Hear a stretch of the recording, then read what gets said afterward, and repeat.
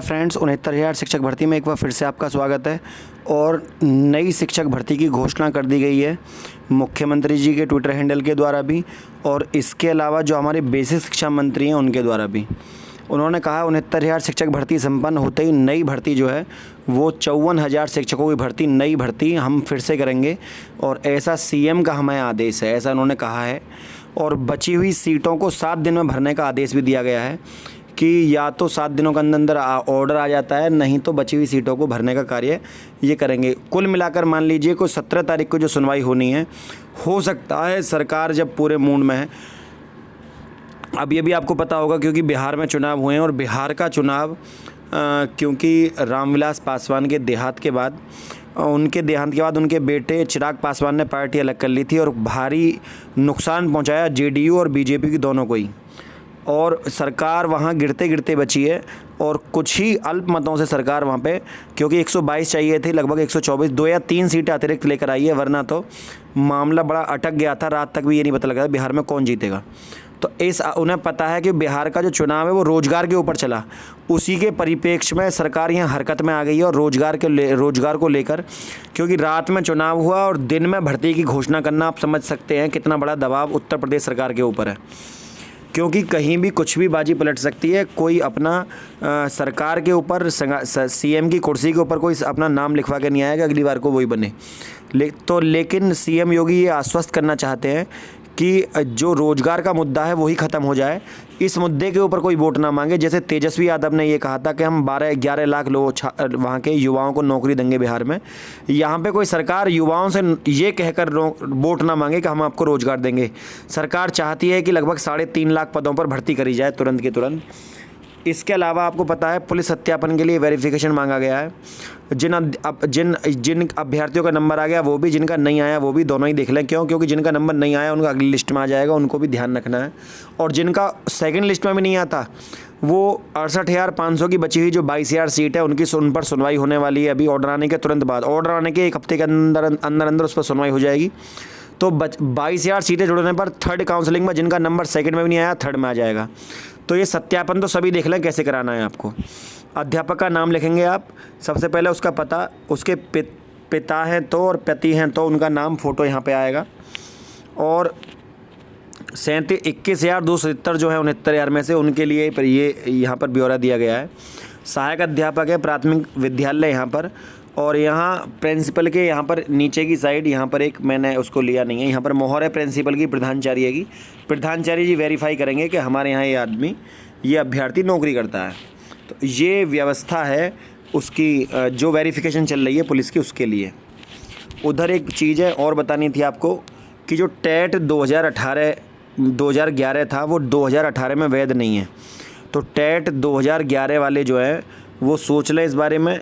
2018 के बाद उन्होंने 2011 के बाद उन्होंने कभी भी अगर मान्य किया है तो वो मान्य है, वरना तो 7 साल हो गई, ये इनवैलिड हो गया।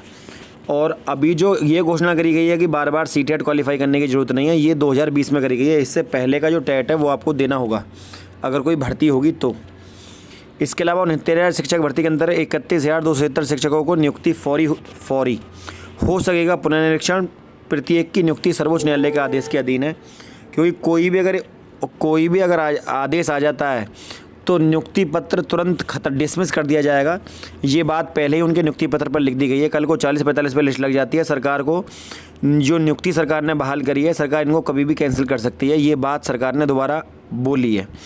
हाईकोर्ट की लखनऊ बेंच में राज्य सरकार की ओर से स्पष्ट किया गया है कि सहायक अध्यापक भर्ती 2019 31,270 पदों पर हो रही चयन नियुक्ति प्रक्रिया फौरी है और पुनः निरीक्षण के अधीन है। सरकार की ओर से यह जवाब एक अभ्यर्थी की याचिका पर दिया गया, जिसमें याचिका से कम अंक प्राप्त करने वाले अभ्यर्थी को काउंसलिंग के लिए बुलाया गया, जबकि अभ्यर्थियों को अधिक अंक आने के बावजूद भी बाहर कर दिया गया है। तो ये बात कही गई है किसके द्वारा, सरकार के द्वारा, कि हमने जो नियुक्ति करी है वो परमानेंट नहीं है। जब तक कोर्ट का आदेश नहीं आ जाता तब तक ये नियुक्ति जो है तब तक के लिए आप इसको अस्थायी समझिए। ये खुद सरकार ने कोर्ट में बोला है। कहा गया है कि वहीं सरकार की ओर से यह भी बताया गया कि इस संबंध में एनआईसी द्वारा जांच की जा रही है। जांच का परिणाम आने पर इस प्रकार की गड़बड़ियों को दूर करा जाएगा कि कम गुणांक वाले बच्चे का नंबर आ गया और ज़्यादा गुणांक वाले का क्यों नहीं आया। सरकार के इस आश्वासन के बाद न्यायालय ने किसी अन्य आदेश के पारित करने की आवश्यकता नहीं पाई। न्यायमूर्ति मनीष कुमार ने एक सदस्यीय पीठ ने कहा कि सरकार के उक्त आश्वासन के पश्चात याची और उसके प्रकार के अन्य अभ्यर्थियों को अधिकार व हित को सुरक्षित रखने के लिए अन्य आदेश की आवश्यकता नहीं है। दरअसल याची पंकज यादव की ओर से दाखिल उक्त याचिका में कहा गया कि 71.1 अंक मिले, जबकि उससे कम अंक पाने वाले को काउंसलिंग में बुलाया गया है, उसे चयन सूची में जगह नहीं मिली। याचिका में ऐसे एक अभ्यर्थी का उदाहरण भी दिया गया जिसमें 68.78 अंक मिलने के बावजूद काउंसलिंग के लिए बुलाया गया। कहा गया है कि दरअसल कुल 69,000 शिक्षक भर्ती में ये भर्ती की जानी थी, लेकिन सर्वोच्च न्यायालय द्वारा शिक्षा मित्रों के 37,339 पदों को सुरक्षित रखने के बाद 31,270 पर भर्ती की जानी है।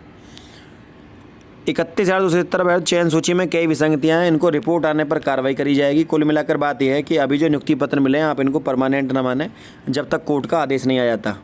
तो ये इन सब बातों में लिखा हुआ है, मैं आपको ज़्यादा घुमाना नहीं चाहता इसमें, क्योंकि मोटी मोटी बात आप समझ लीजिए। शिक्षक हैं उधर 69,000 शिक्षक भर्ती में जो नई शिक्षक भर्ती आएगी वो जब तक 69,000 शिक्षक भर्ती पूरी ना होती, तो इस बात पर आप बिल्कुल ध्यान ना दें कि नई शिक्षक भर्ती तब तक आ जाएगी। क्यों? क्योंकि जो 69,000 शिक्षक भर्ती में रूल्स एंड रेगुलेशंस जो नियम लगाए गए थे, अभी उन नियमों के ऊपर केस लगा हुआ है, चाहे वो MRC विवाद है, NCBC दफ्तर में चल रहा है, अभ्यर्थी वहाँ बार बार जाकर चक्कर काट रहे हैं, चाहे वो EWS है, चाहे वो कोई भी प्रक्रिया है जिसमें अभ्यर्थी चक्कर काट रहे हैं कोर्ट के, तो जब तक वो जो रूल रेगुलेशन है उनके ऊपर ही प्रश्न चिन्ह उठा हुआ है जो 69,000 शिक्षक भर्ती में लगाए गए थे। तो जब तक सरकार की बनाई हुई जो नीतियां हैं 69,000 शिक्षक भर्ती में उन्हीं के ऊपर प्रश्न चिन्ह लगा हुआ है। जब 69,000 शिक्षक भर्ती हो जाएगी तो कोर्ट से ये कंफर्म हो जाएगा कि कौन सा नियम किस तरीके से लगाया जाना चाहिए, कोर्ट उनको मान्य कर देगा। जब 69,000 शिक्षक भर्ती में MRC रूल हो, EWS रूल हो, चाहे PH कैटेगरी का आरक्षण हो, जब सरकार की तरफ से ये सारे फैसले हो जाएंगे, सरकार नियुक्ति दे देगी और उससे कोर्ट को या अभ्यर्थी को कोई आपत्ति नहीं होगी, सरकार नई भर्ती जब निकालेगी। क्यों? क्योंकि यदि सरकार ने नई भर्ती निकाली तो वही विवाद फिर से जन्म लेंगे जो 69,000 शिक्षक भर्ती में लिया था। वो कहेंगे MRC ऐसे नहीं ऐसे लगनी चाहिए। तो सरकार जब तक उसके ऊपर कोई फैसला कोर्ट से नहीं ले लेगी तब तक नई शिक्षक भर्ती नहीं निकालेगी, क्योंकि सरकार नई भर्ती को, जिसमें ना ही तो कोई शिक्षा मित्रों को कोई भारांक मिलेगा, या ये भी 100% श्योर है कि नई शिक्षक भर्ती में शिक्षा मित्रों को भारांक मिले। क्योंकि ऐसा ही देखा जाता है कि यदि किसी भर्ती को कैरी फॉरवर्ड करते हैं आगे के लिए, और सरकार जब नियोक्ता को जीत मिलती है तो सरकार नियोक्ता है और सरकार जीतेगी 60-65 पर, तो सरकार नियोक्ता है और 60-65 पर जीतेगी। पर यह भी सच है कि जिस प्रकार TGT PGT में तदर्थ शिक्षकों को भारांक मिला है, अगली भर्ती में भी हो सकता है शिक्षा मित्रों को भारांक मिले। इस बात के ज़्यादा चांस है, 98% चांस ये है कि 60-65 का रिजल्ट आएगा, आदेश आएगा और शिक्षा मित्रों को भी तदर्थ शिक्षकों के तहत ऐसे ही भारांक के तहत नई भर्ती में भी छूट दी जाएगी और पुराने शिक्षा मित्रों को नियुक्ति दे दी जाएगी जो 60-65 पर पास हैं।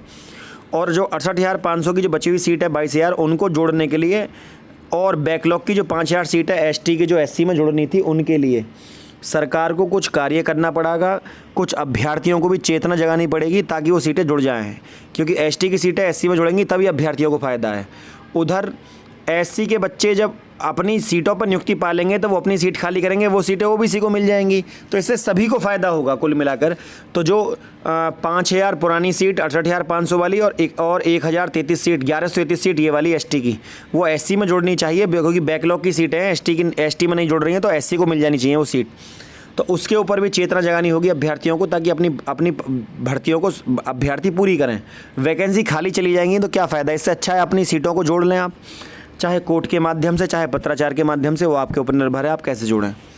तो फ्रेंड, नई शिक्षक भर्ती आने वाली है, लेकिन 69,000 शिक्षक भर्ती के बाद आएगी और अन्य किसी सूचना पे आप ध्यान न दें, यही सत्य है। और 7 दिनों के अंदर ऐसे 7 दिन के वादे कई बार करे गए हैं, कुल मिलाकर जज साहब के ऊपर है वो अपना आदेश कब दें, क्योंकि ये एक राजनीतिक लाइन है कि 7 दिन के अंदर नियुक्ति दे दें। ऐसा कभी नहीं हो सकता कि सरकार 7 दिन में नियुक्ति दे दे बिना कोर्ट के आदेश के। तो ये तो सच है कि तो अब 17 तारीख की तारीख लगी है, हो सकता है 17 तारीख को हो सकता है सरकार नियुक्ति दे दे। अगर 17 तारीख को कोर्ट से कोई आदेश आता है और उसके अलावा दिवाली की छुट्टी के बाद, क्योंकि ये तारीखें पड़ने वाली हैं, तो यदि इनमें कोई आदेश आता है 17 में ना आकर 18 की कॉज लिस्ट में आ जाए, 19 में आ जाए, 20 में आ जाए, 25 तारीख तक कभी भी आ जाए, तो उससे सीधा सीधा फ़ायदा होगा, नई शिक्षक भर्ती भी समय से आ जाएगी, क्योंकि इस साल जिन अभ्यर्थियों ने बीएड करी है और टेट पास किया है वो भी इंतज़ार कर रहे हैं भर्ती आने का। तो फ्रेंड, यदि वीडियो आपको अच्छी लगी हो तो वीडियो को लाइक, शेयर और चैनल को सब्सक्राइब करना ना भूलें। आज के लिए इतना ही। जय हिंद, जय भारत।